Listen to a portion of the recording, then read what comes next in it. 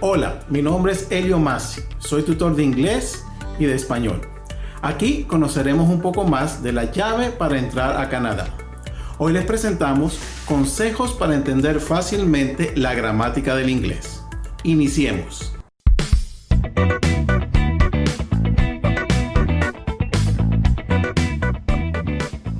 Los verbos en inglés son mucho más fáciles que los verbos en español.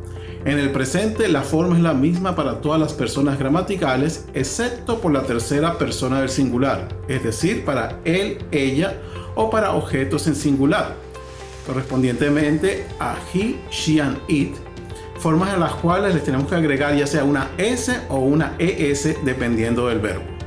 En el caso del pasado, la forma de conjugación es la misma para todas las personas y en el caso del futuro simplemente le agregamos will a la forma principal del verbo. Así que de esta manera podemos ver que los verbos en inglés realmente son mucho más fáciles que en español porque no tienen tantas terminaciones gramaticales o tantos cambios. Para el pasado y el participio pasado de los verbos tenemos que tener presente que el inglés se divide los verbos en dos partes: verbos regulares, a los cuales se les agrega la terminación ed, tanto para el pasado como para el participio pasado, y los verbos irregulares, que son aquellos que simplemente tienen otra palabra diferente, tanto para el pasado como para el participio pasado. Un ejemplo de un verbo regular pudiera ser el verbo querer, que es want. El pasado es wanted, el participio pasado es wanted.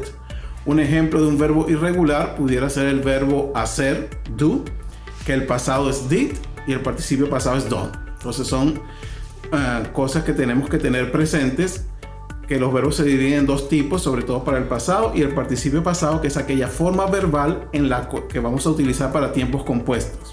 Un ejemplo de un tiempo compuesto, para que sepan de qué estamos hablando, es una oración, por ejemplo, en español: yo he estudiado todo el día. I have studied all day. Esos son tiempos compuestos porque simplemente hay dos verbos en la oración, un verbo auxiliar y un verbo principal.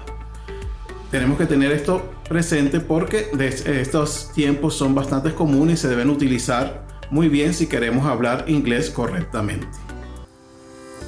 Tenemos que prestar especial atención al uso de verbos auxiliares. Los verbos auxiliares en inglés son un concepto que no existe en español. Son palabras como do, did, will, would, que nos ayudan tanto para hacer oraciones negativas como oraciones interrogativas. Esto es un concepto nuevo para nosotros los hispanohablantes, así que tenemos que prestar especial atención, ya que son súper necesarios y son indispensables para realizar o para hacer oraciones negativas y oraciones interrogativas. De igual manera, tenemos que prestar especial atención al pronombre it, ya que tampoco existe en español como pronombre sujeto. En español es muy común decir es tarde, es demasiado caro, es decir, comenzamos directamente con el verbo, en este caso el verbo es, pero en inglés no podemos hacer eso. La regla de oro en inglés que tenemos que tener presente es que cada oración debe tener un sujeto, incluida estas oraciones impersonales como es tarde o es demasiado caro. Y para este tipo de oraciones el sujeto es it. En inglés sería it is late o it is too expensive. Pero recordemos entonces, el pronombre it es muy importante y todas las oraciones en inglés deben comenzar con un sujeto, incluso aquellas que para nosotros en español pues no tienen sujeto o tienen un sujeto tácito. El estudio del vocabulario del inglés también se divide en dos partes: el aprender las palabras individualmente, tal como lo hacemos en español, y esto se hace ya sea con listas de vocabulario o aprendiendo el vocabulario en contexto bajo el enfoque comunicacional, y aprender las expresiones idiomáticas, que son frases de 2 o 3 palabras, las cuales no podemos saber su significado por el significado individual de cada una de las palabras, sino que debemos aprenderlas como un concepto único, que significa también un concepto único en español. Dentro de las expresiones idiomáticas presenta especial importancia los verbos, frases o phrasal verbs, que son aquellos verbos que se unen a partículas para cambiar o darnos un significado totalmente diferente a lo que es el verbo solo o la partícula sola. Un ejemplo puede ser el verbo look, que significa mirar, y la palabra after, que significa después. Pero cuando los vemos juntos, look after no lo podemos traducir como mirar después, sino que traduce como cuidar.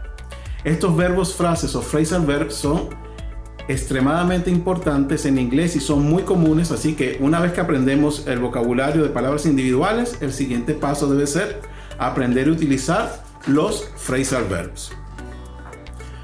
Otra cosa que debemos tener pendientes y que puede ser una ventaja o una desventaja es que hay muchas palabras que se escriben ya sea igual o muy parecidas entre el inglés y el español. La ventaja es que vamos a reconocer muchas palabras y aquellas que tienen el mismo significado ya nos dan un avance en el aprendizaje del vocabulario del inglés, pero la desventaja puede ser que muchas, a pesar de que se escriban igual o muy parecidas, tienen significados diferentes. Entonces hay que estar al tanto de esto. Es lo que se llama los famosos connados o connados falsos. Connados son aquellos que las palabras se escriben igual y significan lo mismo en los dos idiomas. Connados falsos son aquellos que se escriben igual o muy parecidos, pero tienen significados diferentes.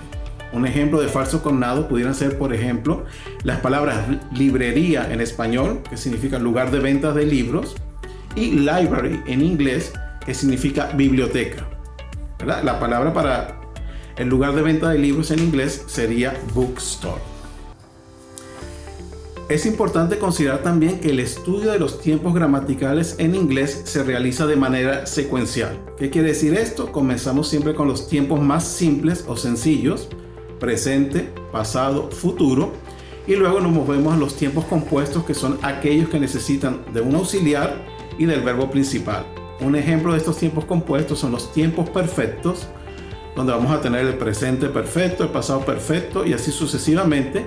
Y estos tiempos en inglés se forman con el verbo have como verbo auxiliar, más el verbo en el participio pasado que habíamos mencionado anteriormente, que es esa tercera conjugación que se ve siempre en la lista de verbos que hay en inglés. Un ejemplo de este tipo de oraciones, para que sepan de qué estamos hablando, pudiera ser: yo he comido aquí anteriormente.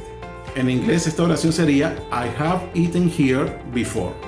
I have eaten here before. Como vemos, tenemos el verbo auxiliar have y el verbo principal en participio pasado, que es el participio pasado de eat, que significa, que es eaten y significa comido.